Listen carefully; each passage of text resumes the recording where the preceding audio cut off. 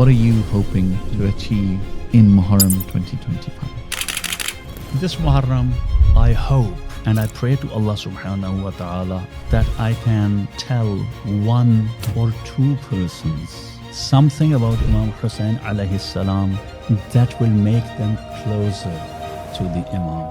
So in your eyes now, what is the purpose of the Majlis? What role does it serve? First of all, in my point of view, the Majlis is to... Are we getting to a stage where... I know it can be a bit controversial, but AI can. But if to you a Marjae is merely a fatwa giving machine, then AI can replace him. But if Marjae is... So there is this sister who is a convert to Islam. She was brought with one of her friends to Germany, who was Shia, that there is this majlis, come with us. They arrived a little bit late, the majlis was over and the procession was taking place and the guys are doing their chest. This European sister became a little bit overwhelmed with what's going on. It was a shock. The sister says, I looked around everywhere. I found spirituality nowhere. But then I looked.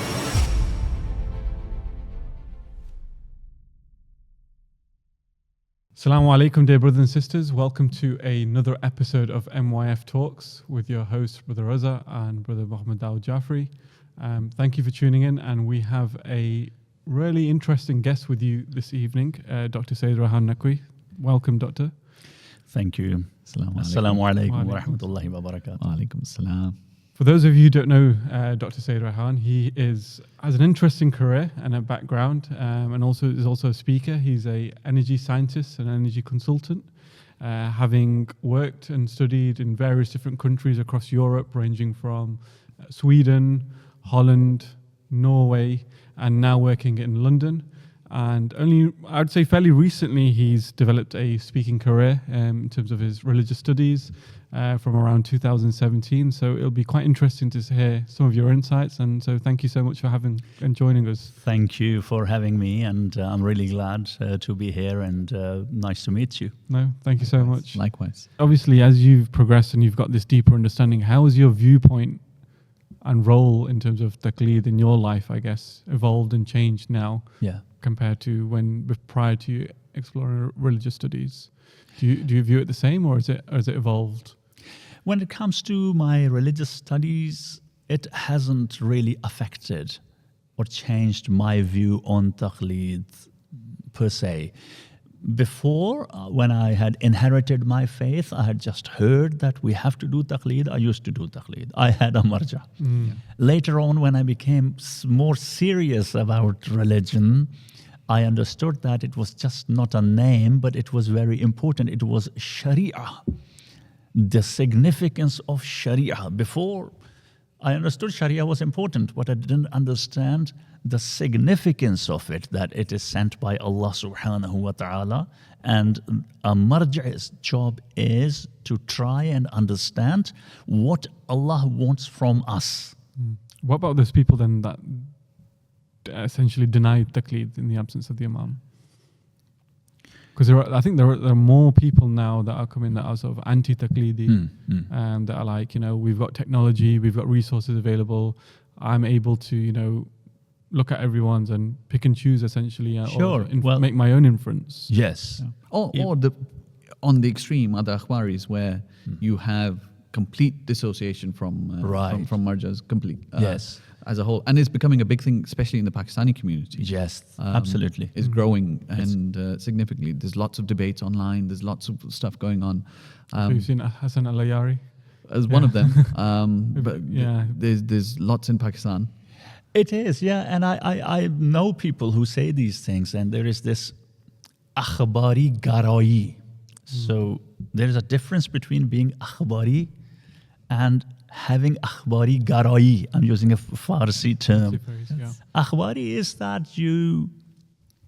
akhbar is hadith, rawayat, that you want to know what do the akhbar say.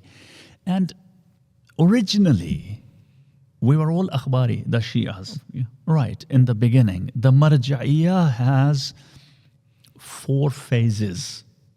Marja'iyah, if I could quickly go through those 4 phases. It started with akhbari. I will get back to akhbari garai. So the first phase of Marja'iyah, it was not called Marja'iyah, but let's call it Marja'iyah, was right after the occultation started. Sure. Before you carry on, can I ask you to define the term Marja'iyah itself? Great question. So Marja'iyah means as in an institution, but the word Marja'iyah, Marja', Ruju', Raja', all related. Basically, it means to resort to. To turn to. To turn to. Ruju' kardan. To do ruju' towards someone, to go to someone and ask. Yeah. So a marja' is called marja' because people do ruju' towards him. They turn to him. Yeah. Right. And in the first phase of the so-called Marja'iyah, it was not called Marja'iyah, but people still did ruju' to turn to the ulama of Shia, who would tell them what the Imam said. Akhbar. There was no usul yet. Usul means this process of deriving religious decrees on the principles of usul al-fiqh. There was no, just akhbar. They would read the hadith and they would tell them, okay, the Imam says, do it this way, do it that way. Shaykh Saduq's era, for example. And it lasted for a while. And then the second phase of Marja'iyah started. In the first phase of Marja'iyah, it was not centralized. There was not one marja'. It was alim, faqih, they would call him faqih, alim, not even mujtahid. Because ijtihad means, ijtihad is to strive to try and understand what Allah wants in certain circumstances, Sharia, to derive decrees. Faqih, Shaykh Kulaini, Shaykh Saduq, these were all Maraj' without being called Marja'. People would go to them, or they will go to their local Maulana, local alim, wherever they lived, and he would be their Marja'. Without using the word marja'. Sure. Yeah. Mufti was also a word. Then the second phase starts, which started with when the Safavid, the Safavids took over power in Iran, and Iran became Shia. Then the Marja'iyah became a little bit more centralized. And then Marja', the concept of Marja' emerged. And then scholars were called from Jabal Amil, for example, other parts of the Muslim world, Shia scholars, to Iran, and they supported the Safavids, and the Safavids supported them. Okay. And that's when the second phase of Marja'iyah started, where the Maraji' became prominent in the society and aligned themselves with the political leadership or monarchy At the time. Of the time.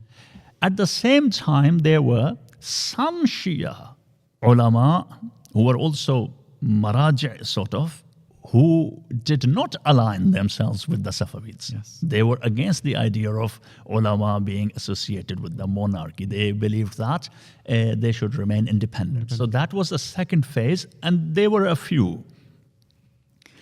And then Muhaqqiq Ardabili was one of those people, those who were against the being aligned with the monarch. That was the second phase. And then after that phase laid the foundations for the Marja'iyah as we see it today. Okay. But then the third phase started when it really became a proper institution where one person would be called Marja' Kull, the supreme marja', because even in the Safavid period, and I've skipped many details to keep this discussion short, the marja' kull period started only about 200 years ago, when one person would become a marja'. Although 5, 6, 7 people would claim the credentials or would be given the the how you call permission or ijazah of ijtihad from their teachers, and they would say we all have the ability to become a marja', but one out of them would be chosen as the marja' kul. Sheikh Abdul Karim Ha'iri, Na'ini, these kind of people. And that is the third phase that started only about 200 years or so.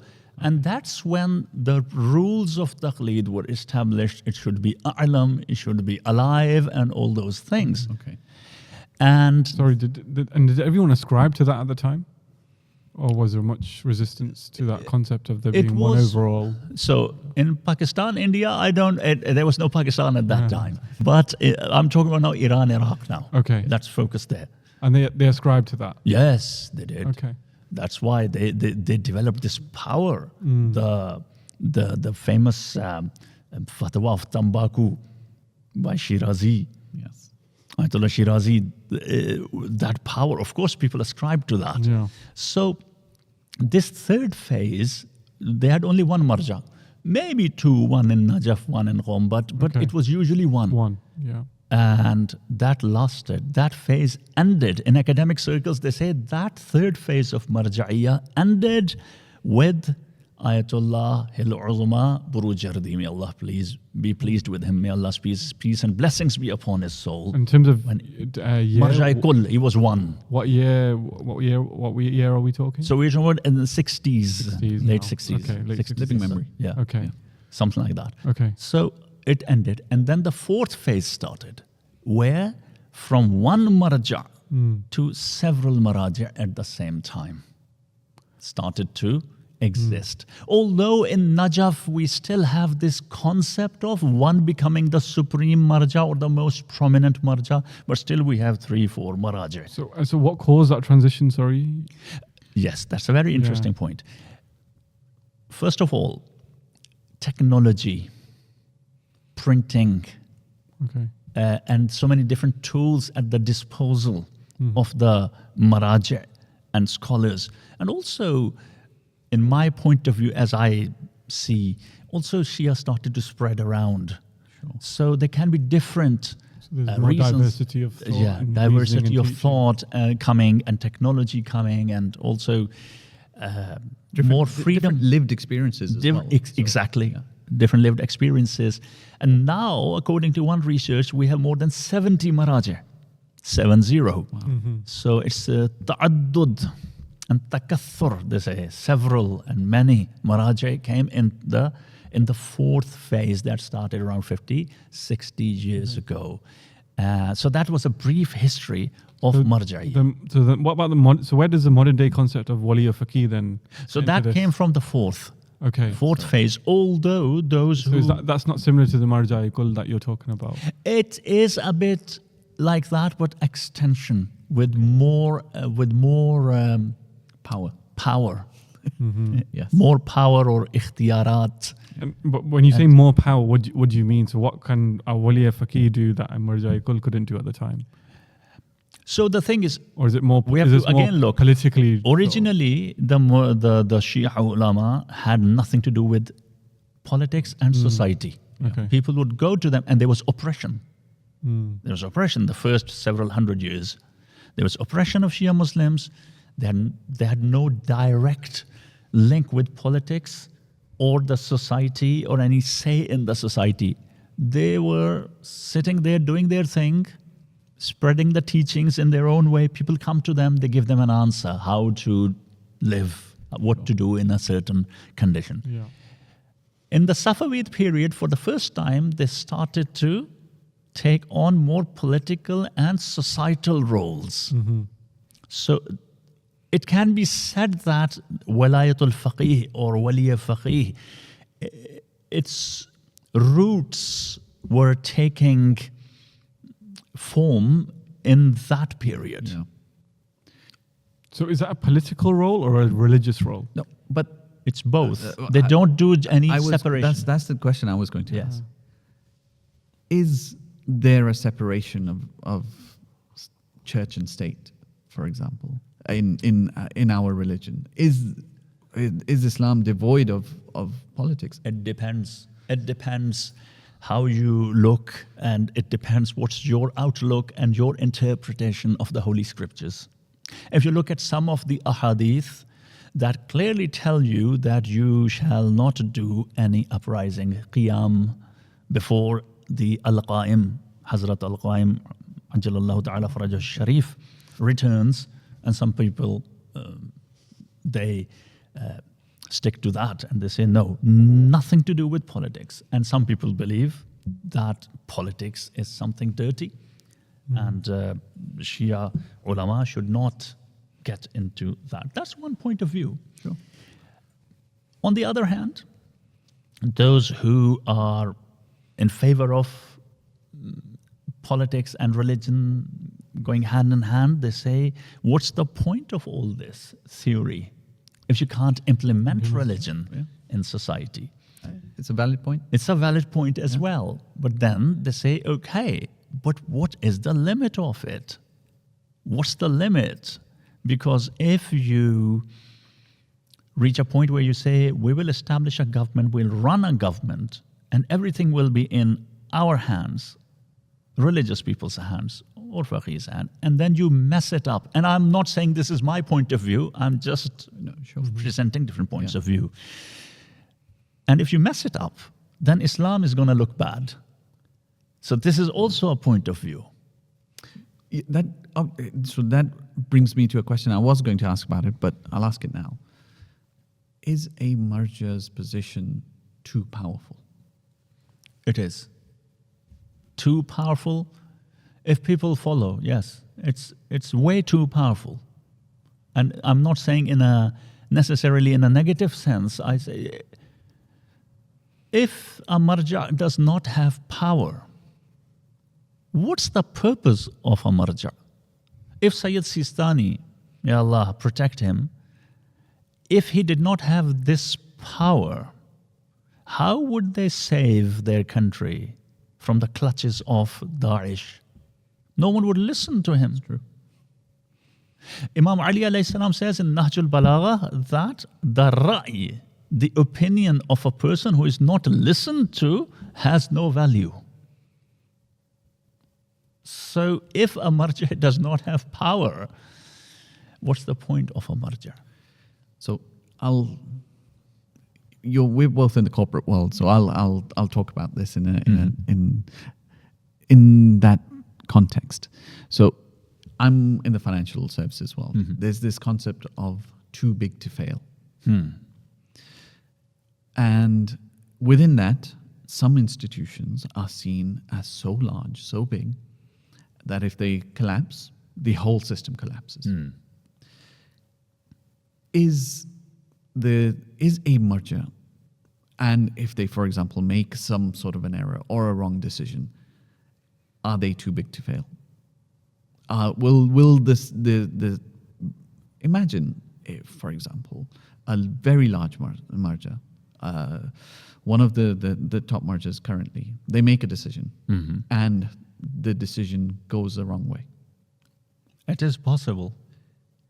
But that means you've led millions. The implications of that is hundreds of millions of people. The Shia religion itself, but then is seen as something that's gone astray. Exactly. So that's a valid point. But then, not everyone can just become a marja. True. So one thing we know for sure, that our maraja, they don't take decisions that are driven by personal interests and worship of the nafs. They have control over their nafs. And I'm not talking about, there can be some people who have the title of marja, but they do things which are fishy. Yeah. I'm talking about the mainstream established names I'm talking about. Of course. The big names. They don't take such decisions. However, they are human beings. They can make a mistake. Yeah. Now, then getting back to, is a marja way too powerful that he does not even listen to any advice from his advisors, other maraja community, the Shia? I don't think so. Interesting. But is there a system of governance in place? Governance such as check and balance? I guess so, yeah. In traditional Marjae system, Marja'iyya system, probably not. So Every then what's Marja, your Marja and then that's it. yeah, every Marja has his own office, and they're independent and they can take decisions. But we see that they meet one another on a regular basis, and they have communication with one another, and I'm sure they give respectful advices, pieces of advice to one another as well. And we should also not forget that there is Allah, of course, subhanahu wa ta'ala, and our Imam, who are also watching over us. So despite that, if you make a blunder, you make a blunder. Yeah. The Imam or Allah is not responsible for that. If you make a blunder, you make a blunder. Allah is no one's relative. So this is a reality. But alhamdulillah, our Marjae so far,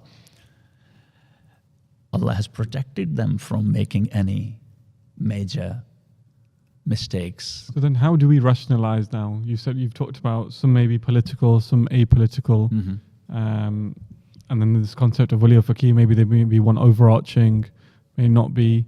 So how do we come to a conclusion as an individual here in Manchester? So who do I follow? Like, what do I need to do to establish that? What do you want in life? What kind of masail, what kind of issues you have that you need to follow a marja for? For what? There could be loads of rulings, I guess. Give me a couple of examples. Off the top of my head, what's one recently that we've probably had a look at? I don't know. Moon sighting. So it could be, like you said, moon sighting, for example. Right. Or, I don't know, permissibility of certain animals or certain foods that you can or can't eat, Right. for example. Right. And if you look across the spectrum, there's a variety of rulings. Yes. Yeah. So am I allowed to pick and choose the one that benefits me? It depends. There is this Or do I- concept of tab'eed. You can pick and choose. If you start, the concept of tab'eed is that once you start doing the taqleed and you can't decide who is a'lam, then you make an intention that for me, every marja is a'lam in that subject, in that fatwa that I'm going to follow. Yep. So one marja is a'lam in that, in fish related, So you could say that across the board then. across the board. So that's, but that so far the rule is that is when you have started to do taqleed Okay. and you haven't decided yet. But who am I to decide which marja is more knowledgeable than another? Like, it's like me. So, It's for example, shuhrat. Ahlul khibra tell you, those who know, who have knowledge, they say, okay, this marja is. So let me tell you. like for example, as a medic, Yeah. like if a patient, you've got 3 doctors in front of him, we're all at the same qualification, we're all, the same level of specialism, essentially, you've reached the highest. And now I need to decide who's the best out of all of 3 of you.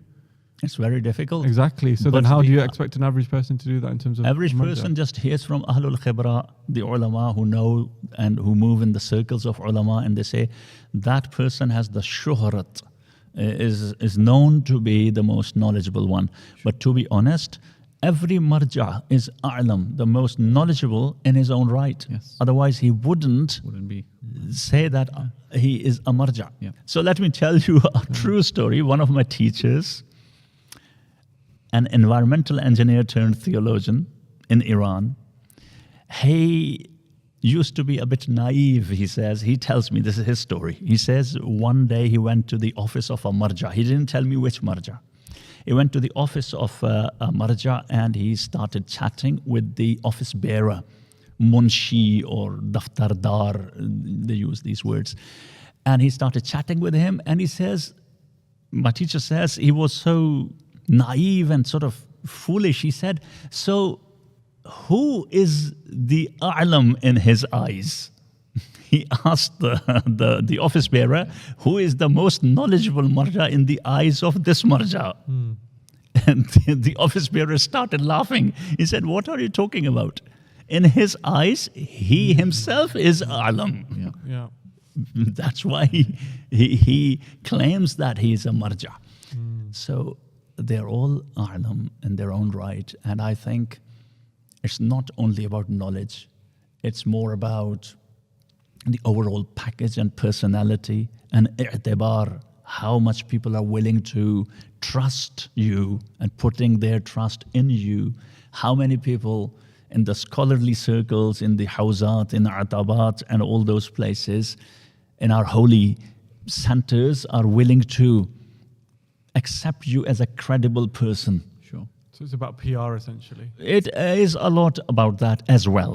But you have to meet the minimum criteria of knowledge. But if you're saying they're all knowledgeable, then the only differentiator is It's very difficult. how they interact and how they're known and their reputation. And that's But also there is- essentially a big PR game, isn't it? It's a big PR game, but also there's something called taqwa, because taqwa have different levels. Of course. They all have taqwa, but they're different levels. Yes. There's taqwa and there's aura.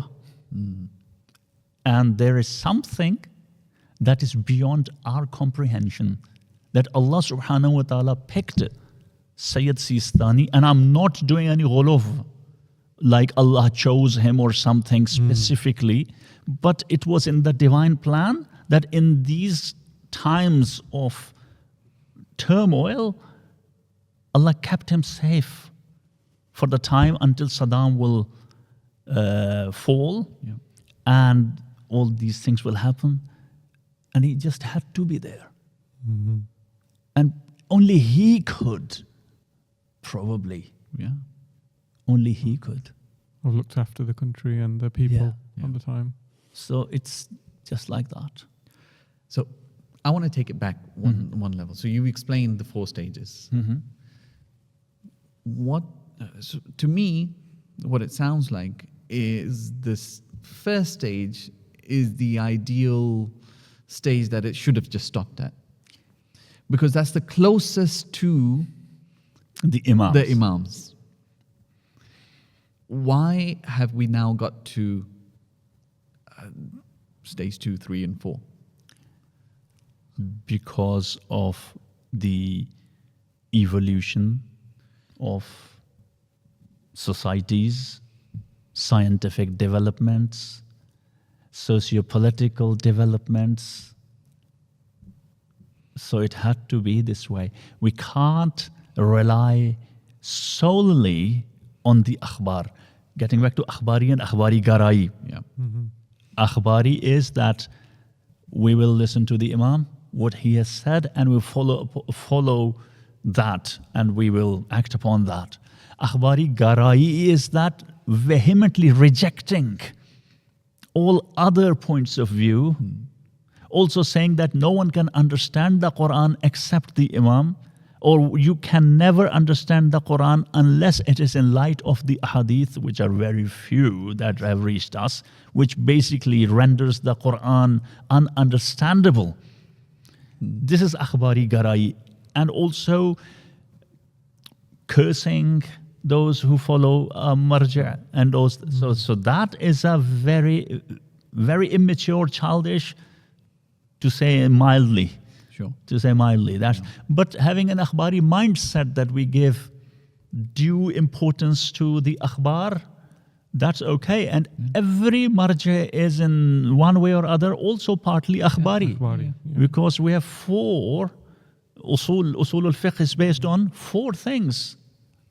As we know, the Quran, hadith, ijma' and aql. So akhbar we can't take out. So yeah. So your question was, so because of the evolution of akhbar alone are not sufficient, because the A'immah did not get the chance to live in the periods of scientific development. Otherwise, we wouldn't need marja'iyah. Marja'iyah is a necessity in times of occultation. Of course. And how do you see it developing over the next 50 years, for example? Is this it? Is this So how are we gonna see stage 5 where this current It will. group changes into, now we have, say you said, and the latest research is around 70. 70, I read somewhere. Are we getting to a stage where We're going to have an AI mujtahid? So that's very interesting. AI Mujtahid. A couple of years ago, I was giving a lecture on AI and the future of our faith. And I said, I know it can be a bit controversial, but AI can replace a mujtahid. Interesting. But I gave this example also in that speech. I did some equation-oriented modeling once. Keeping it simple, equation-oriented is that you put all your parameters and variables into one box and put all equations there and say to the solver, now solve it. Yeah, and that can be quite complicated and complex if you mess it up. But these solvers are very smart. And so they solve it, they converge. And I started thinking, if someone develops a program, writes the code, and tells it all the criteria, These are the parameters. all the parameters, variables, 30 types of ahadith. We have 30 types of ahadith, all those criteria. And I was thinking at that time, manually coding, but now we have AI and the algorithm. I'm talking about 20 years ago, what I was doing. My knowledge is a bit outdated. Now we have so many more advanced solvers. So why wouldn't it be able to give you a degree on the basis of all the Shia ahadith, all the criteria, different types of ahadith, ijma, aql principles, everything? It will give you an answer. It definitely should. But, I said, if to you a marja is merely a fatwa giving machine, then AI can replace him. But if marja is a father figure with human emotions who not only gives fatwa but also motivates, inspires, and gives rulings and orders in different circumstances, in critical circumstances, and who is also naib of the Imam of our time, not khas but am in general, trying to emulate the Ahlul Bayt and trying to emulate the prophets of Allah subhanahu wa ta'ala, no machine can ever Replace that. Never can replace that. So it's not only about generating fatwa.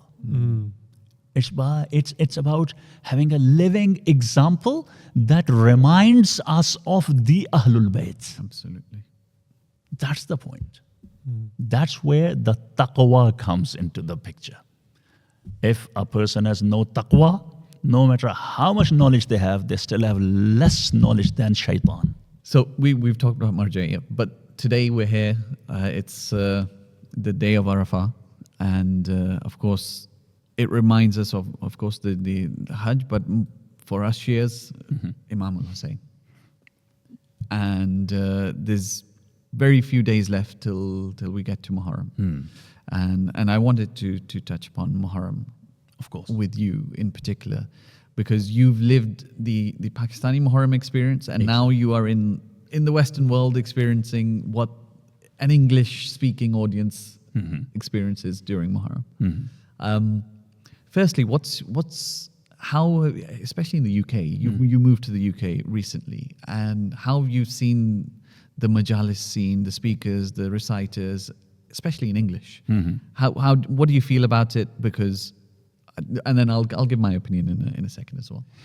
So my experience in England is also a bit limited because, first of all, I'm new, and usually I get to experience a congregation when I go to speak myself. Sure. But of course, I live in the society, and sometimes I listen to online if some speaker is giving a talk on some interesting topic and they're live streaming it, so I will listen and I hear from friends and brothers and sisters. So in general, when it comes to the English speaking scene, mashallah, it's very good, and I see that compared to other countries, other Western countries, it's much more advanced in the UK, the English-speaking scene. I see that here in several centers, English is the main language, while in Canada, for example, also in America, and of course continental Europe, majority of countries, it's not even a thought to have English or the local language as the main.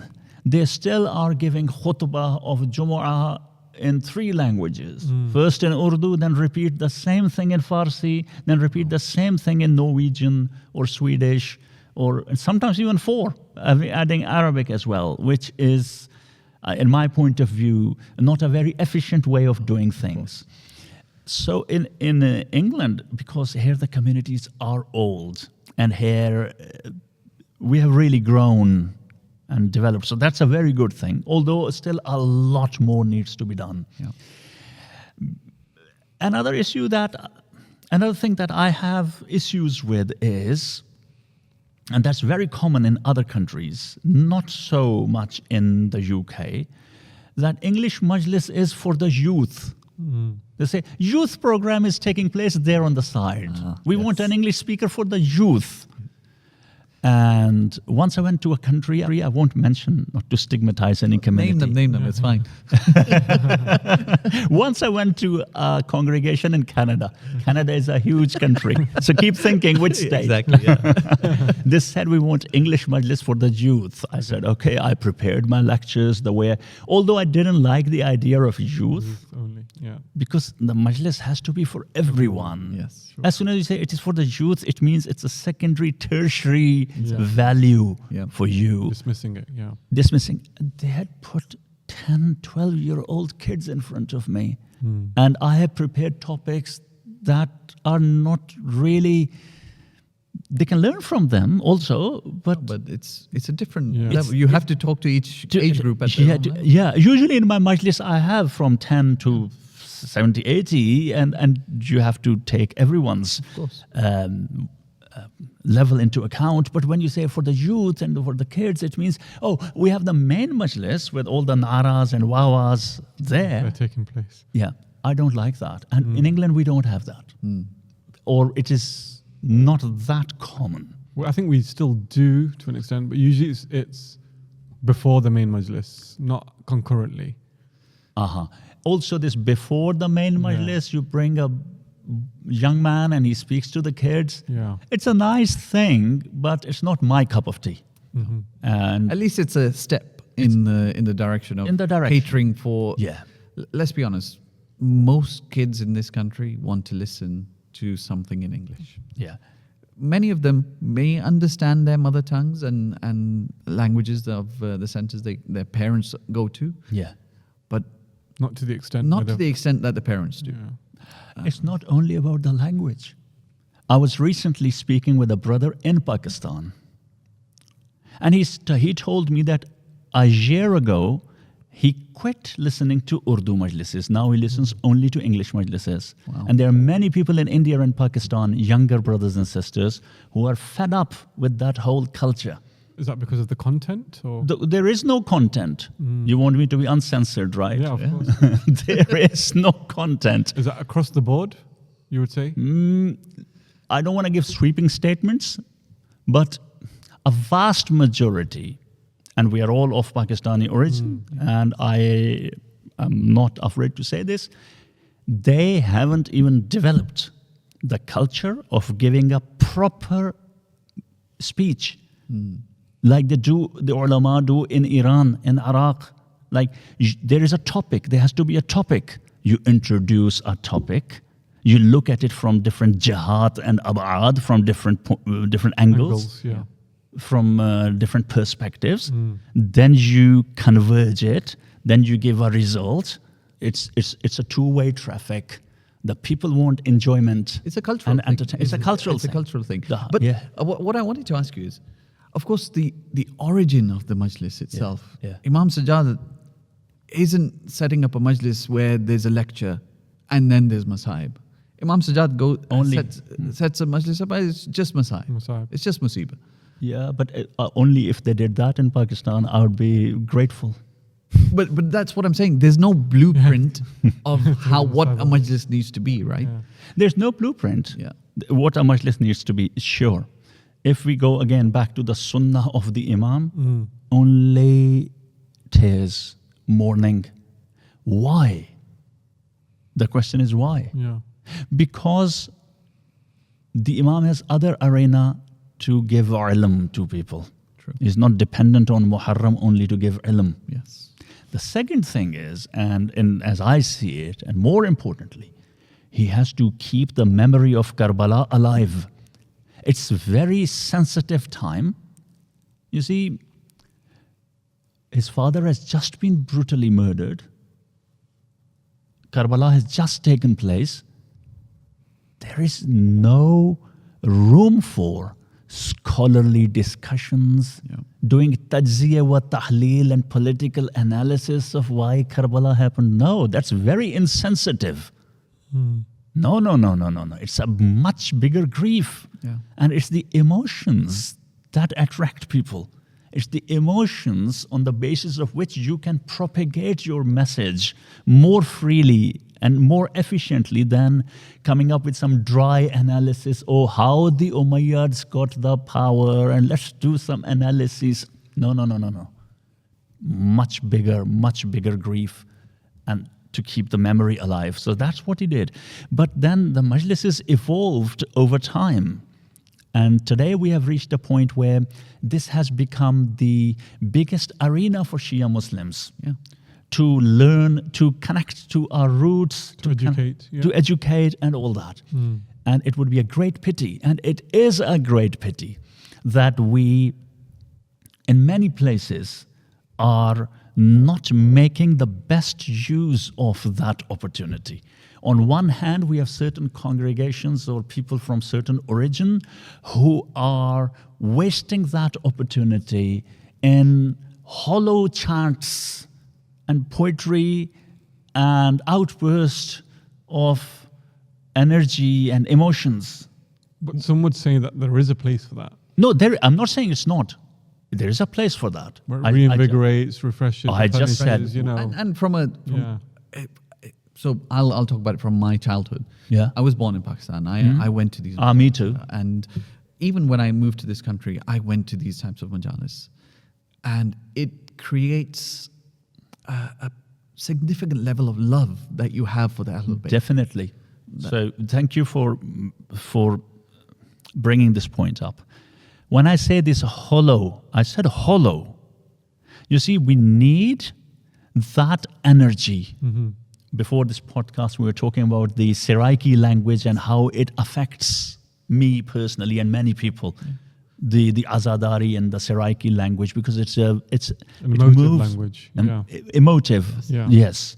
So those things are important. When I say hollow, I mean majlis is 45, 50 minutes. And you haven't talked about anything in depth the first 40 minutes. And it's only playing with words and only getting some naras out.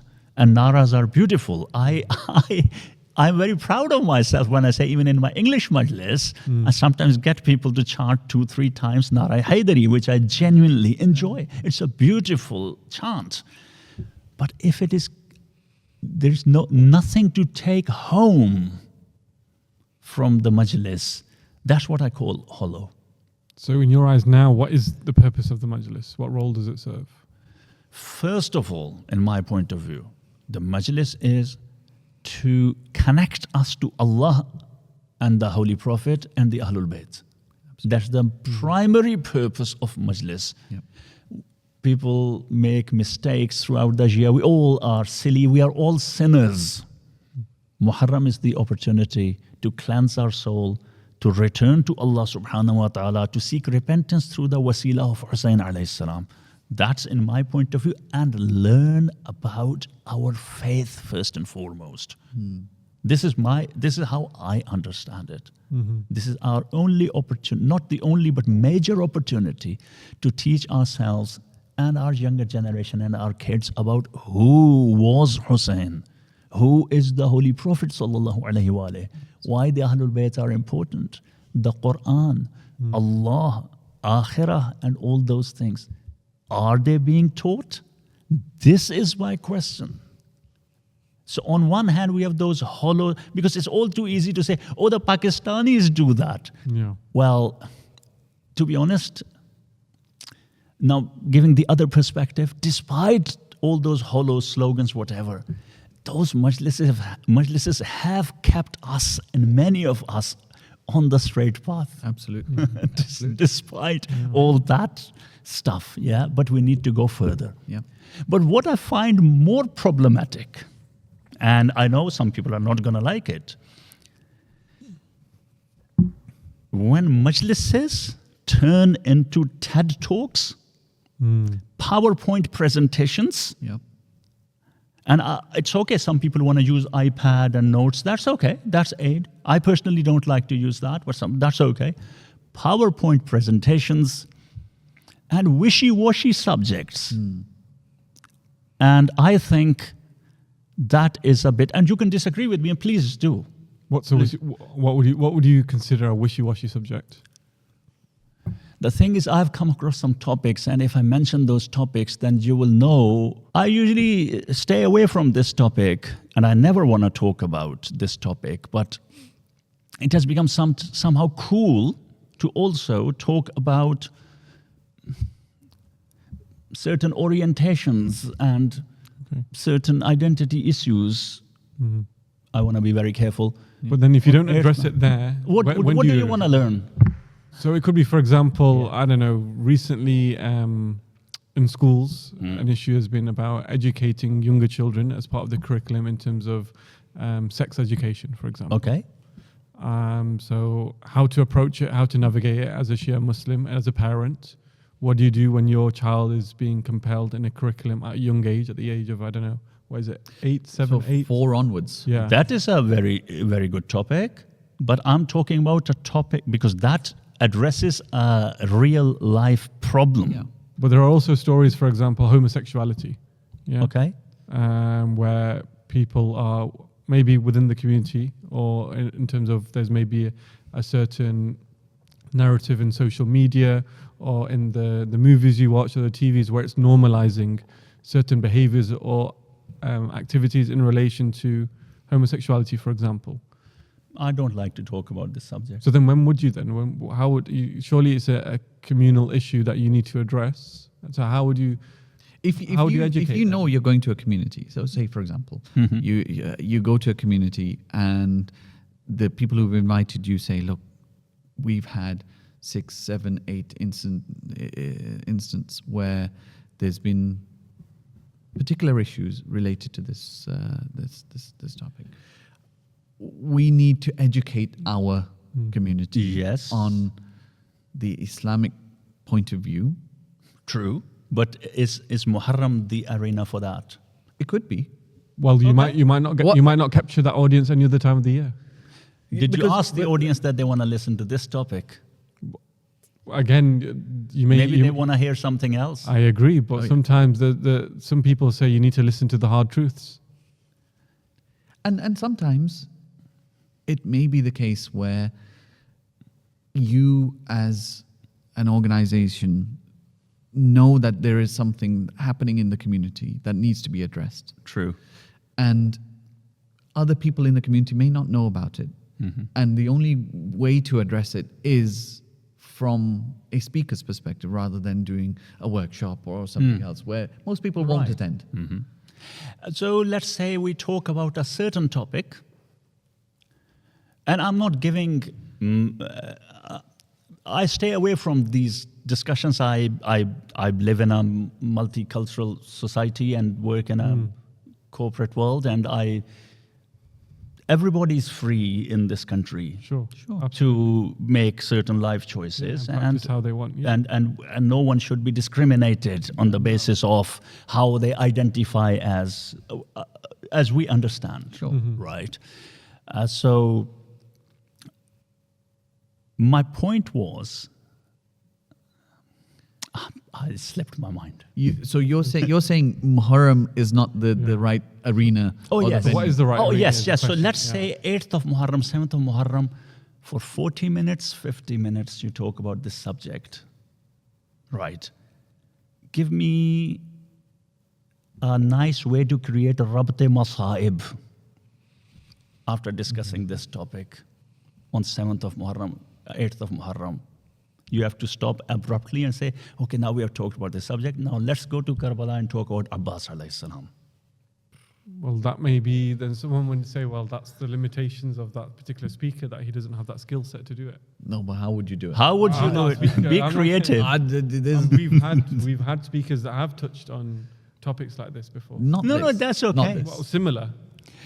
Yeah, of that. Oh, yes, taboo topics, topics that It's not. Look, so that I'll talk about. So he's referring to a whole series that was done around the family life, and one of the topics was marital issues. It's good. Yeah. It's good. Yeah, I understand. Listen, I'm not saying that you should not do it, or who am I to tell anyone? It was my point. I wouldn't do it. So moving on, because we have limited time. My point was, there has to be a balance. Okay. Under the guise of contemporary issues, and call me conservative, call me backward, whatever. Under the pretext of contemporary issues, we should not compromise on the real message, Sure. which is the message of Tawheed and the message of love for the Ahlul Bayt. And what I always say, the spirit of Hussein is rooted in the spirit of the prophethood and messengerhood according to the Quran. All messengers of Allah, all prophets of Allah said, أَنْ اعْبُدُوا اللَّهَ وَاجْتَنِبُوا الطَّاغُوتِ. Our message is that you worship Allah, one God, and do ijtinab, turn your backs on the taghut, the false gods. That is the Husseini spirit. Okay. So 10 nights we talk about wishy-washy subjects and we don't touch upon the Husseini spirit. So in my point of view, that would be a shame. And touching on sort of the Husseini spirit, and we were talking about cultural identity of the Majalis, especially in sort of Pakistani culture. There's a lot of culture that's derived and traditions that are derived from, I guess, in terms of the alams, the Mehndi of Hazrat Qasim alayhi salam, or Zuljana being paraded, on the 10th. Oh, I love Zuljana. Yeah. So then there's a bit of a contradiction here, because some people are saying that you shouldn't be too emotional, and you should be more formal and educate the masses. But then in balance, you're saying again, okay, it's too emotional. So where is the role, and where do these come in? I think, as I said, there should be a balance. If we are spending time, 40 minutes, 50 minutes, talking about matters that matter, the Quran, Allah, the Ahlul Bayt, talking about contemporary issues also, but remembering our compass, the ethical compass, our core of the Husseini values, remember that. After that, we shed tears. Any help, anything that can help us visualize and imagine Karbala in our own way is all good. And so the symbolism is okay? Beautiful. It's an artistic exhibition, artistic expression of what happened in Karbala. I grew up with Zuljana. Again, it's very cultural in Pakistan. But I also know converts. Let me tell you a true story here also. So there is this sister who is a convert to Islam. So when she was in the process of converting, she went to Germany. She was brought with one of her friends to Germany, who was Shia, that there is this majlis, come with us. So this sister says she went there, and it was January, and it was cold, and it was raining. And she arrives there, and the majlis is organized by Pakistani people. Okay. And when she arrives there, they arrived a little bit late. The majlis was over, and the procession was taking place in a small German town. Bare chest, bare feet, rain pouring down, January 5-6 degrees, and the guys are doing bare chest matam and all.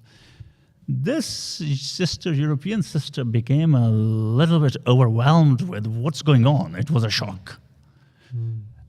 So, and on top of that, she also complained that the food, they had a niyaz, and men ate up all the food, and there was nothing for women. So this woman had a very bad spiritual experience, no spiritual experience. Now, God knows, this sister says, I looked around everywhere. I found spirituality nowhere. But then I looked into the eyes of the horse. I found spirituality there. Today, this sister is a Shia Muslim, practicing Shia Muslim.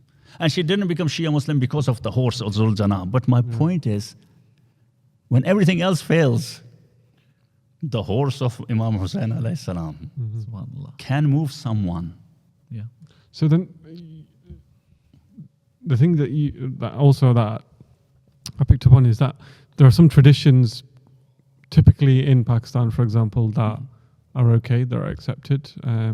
But if you import those traditions here into a Western society, so you're talking about the bare-chested matam, for example, out in public, then is that not more of a detractor from spreading the message of Imam Hussein, where you're alienating every passerby that walks potentially? Even you said out in public. Yeah. My question is, I will take one step further. Is it okay inside the mosque, bare chest matam? I'm not talking from a fiqhi point of view. It can be. Yeah. It can be, depending what type of place or center you're in. Right. Okay, so let's go back to public then. If it is okay inside, why would it be wrong outside? Because inside, I guess, the argument is you're in a closed environment, you're surrounded by people of similar faith. Who understand. Yeah, understand the context behind it. So don't necessarily need to be mindful of the impression of it's given.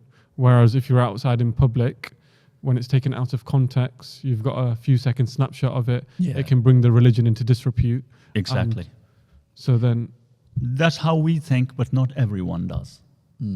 And they have religious rulings to support their point of view, because according to fiqh, if you're covered properly, then it's allowed. Yeah. Navel to knees. Navel to knees.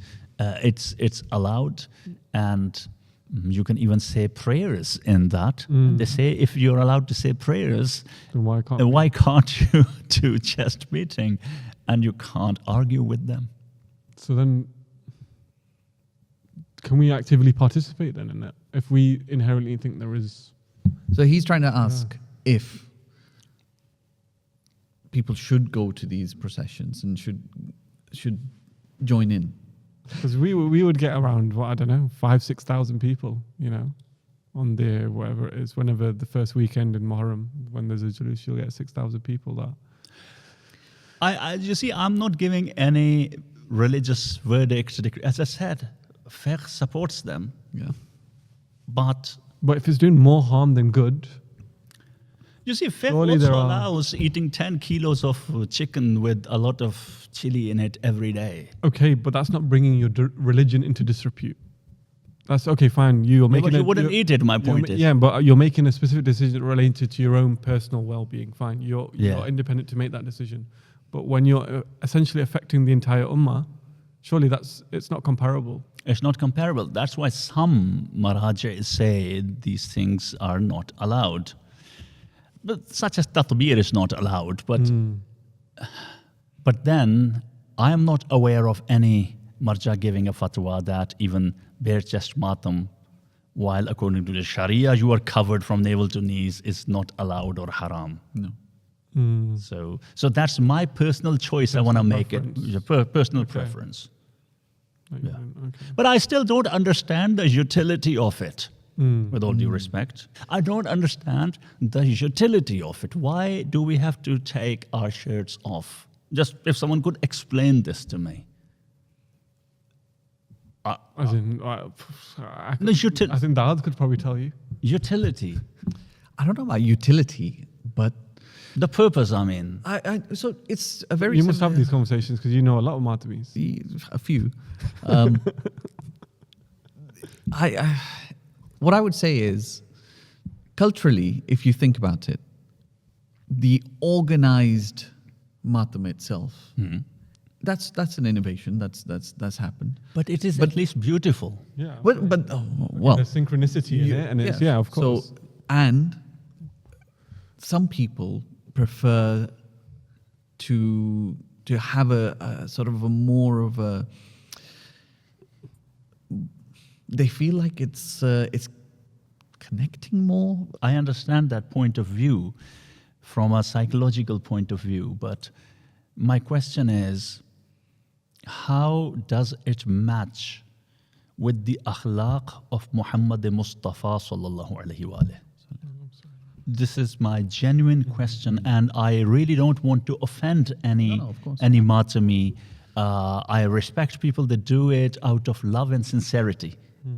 I am just trying to understand. No, of course. Right? So there's a psyche behind it, I guess. It's psychology, like a psychology. So let me make it very clear. We have already established, according to the fiqh, it's not forbidden. No, And I'm in no position to give any religious verdict. Let's just cover my bases to make it clear. Yeah. It's an academic discussion. of course, yeah. Right? Yeah. And neither of us is saying that You should or shouldn't do it. Should Yeah, or of shouldn't do course. it. It's an academic of course. discussion. And I'm learning from this as well. It would be actually very interesting if we got someone on the panel here That was very who was into it and they could explain the emotion and the rationale, I guess, as to why they need to do it. Yeah. I mean, I would see it as one of these things. Like, people clap. Imagine you clap with gloves on. Is it the same feeling? Yeah, but that it's not an outwardly like fine. You're there to. It's there to make a noise. You clap with your hands because it makes more of a noise. I think it means when it is on your bare chest, the sound It's a is psychology. different. It's a psychology, So sound is a big part of it as well. When I'm listening to Noah's online, the sound that everyone's hand, unreal. So you're everyone's more hand. emotional. Listen to a Noha where people are doing madam to the Noha. When they're No, topless I'm versus- saying look, there's different varieties, right? Yeah. So some Nohas sound better when the sound of the matam is different compared to other Nohas that are. The professional Nohas, I don't like the computer generated matam. No, I'm talking about the But live. the live the ones, live I totally understand. Yeah. The live ones, some sounds are so crisp. Exactly. It's the when crispness they're of the sound. crispness of the sound, and that becomes dull with the piece of cloth. Yes. Probably, I didn't think about it, but as you now will speak of it. But my question is, it's a tertiary thing of tertiary significance or any significance at all. My point is, why is this so important while the Husseini values, the Husseini lifestyle, It's definitely not a hill to die on, that's for sure. Thank you. Thank you for putting it that aptly. Because I think there's also this perception that if you're a Matami, you don't listen to the lecture. When Masaib time start, you come into the hall ready to do Matam. It's okay because they come only for mourning and crying. And let's be very honest, 10 days of Muharram, why am I invited to recite a majlis? You say, okay, Maulana, you come and give a lecture, but don't recite Masaib. I'll say, what? The whole point of Muharram is Masaib. Yep. Well, funnily enough, there are speakers now that don't recite Masaib. Yes, that was another thing. I have seen a trend where there is no Masaib at the end of English Majlis. And I say, why do you have this Majlis? Exactly. We've had speakers that have said, I just don't do Masaib. Oh, okay. Probably he is not skilled at reciting Masaib, or they come from a culture where a Maddah Khan comes and, for in Farsi culture, the Maulana ends the Majlis and the Masaib are recited by a Zakir or Maddah Khan. It's okay. Maybe it's a limitation on the part of the speaker. The speaker does not find it insignificant, he just can't do it, for example. Okay. But if there is a Majlis where there is no Masaib, and people say, this is our majlis. Some token Masaib, 1 or 2 sentences, and that's it. That's alarming. That's distortion of Azadari. And do you think that's become more of a trend? Or? That's becoming more of a trend because people in English speeches, because your original question was about English speeches as well. In Urdu speeches, it's still, in Farsi, Urdu traditional languages, people cry. And even if they don't feel like crying, they show They try to cry. And there is a hadith that says that if you cannot cry, at least try to look like you're crying. Yep. Make a sad face and all that. But in English majlises, people have a hard time sometimes, not always, sometimes. And this is a growing trend. And if you give a wishy-washy subject for 50 minutes, and again, from a personal experience, I'm telling you, last year I gave a lecture in a private majlis on the topic of racism. It was Leicester riots going on. You remember last year? Yeah, and the majlis was around those days, so I went there. Big gathering, very beautiful majlis, private majlis. And the lecture was well prepared. I prepared it well, and it was, it was delivered okay. No one cried. Really? At the end of the majlis. And this public, I know this audience, they know me very well. They always cry. They didn't cry.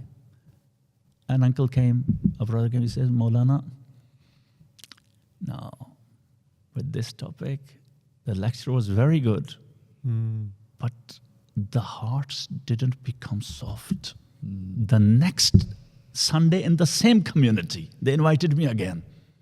I gave a theological lecture with a lot of fadail and the names of the Ahlul Bayt. People cried like crazy in the end. The man came to me and said, Maulana, when you talk about the names of the Ahlul Bayt throughout the majlis, proper fadail, our hearts become soft. Connection. Yeah. So you are talking about the orientation and this and that without being explicit on 8th of Muharram. You expect people to cry for Abbas? Never with your wishy-washy topics. Never. It's the dhikr of Allah and the names of the 14 infallibles that soften the hearts, not wishy-washy contemporary issues. Keep them for the first 3-4 days. Okay. Sure. That's it. If you have to. I do that. Yeah. No, that's fair enough.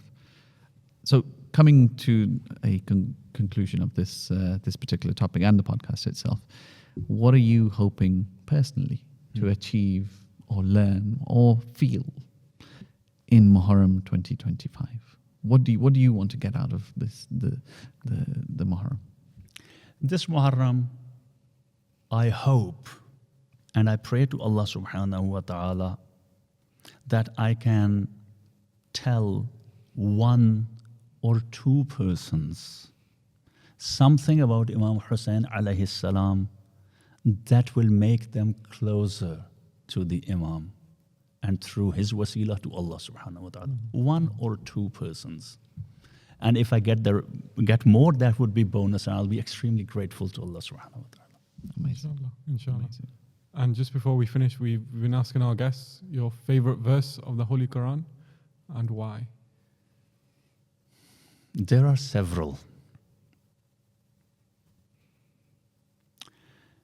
أعوذ بالله من الشيطان الرجيم أومن كان ميتا فأحييناه وجعلنا له نورا يمشي به في الناس كمن مثله في الظلمات ليس بخارج منها. It's one of my most favorite verses. Allah subhanahu wa ta'ala says, can the one who was dead, so we brought him to life, gave him life, and gave him light with which he walks among people, be equal to the one who's stuck in the darknesses and has no chance to ever come out of it. Oh, Dead. We all have been dead at some point in our life. But He, Allah subhanahu wa ta'ala, will not only bring us back to life, but also will give us a light with the help of which we will not sit in a monastery or khanaqah, but walk among people with that light and distribute that light. And Muharram is that arena, opportunity to get ihya. amazing. Because Hussein brings dead to life. Yeah. Hussein is the warith of Isa alayhi salam. Isa brought the dead back to life. Hussein brings dead souls Back to life. back to life. Excellent. Dr. Sayyid Rehan Naqvi, it's been a pleasure. Thank you so much. Thank you so much. It Honestly, was an honor and a pleasure. Thank you so much. And I loved this podcast. Yeah. I'm Thank you so glad you came. Yeah. I'm so Thank glad you. to have you. Thank you so much. I'm so glad that I did come. Thank you so much. So, thank you. brothers and sisters, thank you so much for tuning into another episode of MYF Talks, where we're trying to bring conversations that matter to you the most. So please, if you've enjoyed this episode with us and with Dr. Sayyid Rehan Naqvi, then please do like, subscribe, share, and inshallah we look forward to welcoming you to future episodes, inshallah. Assalamu alaikum.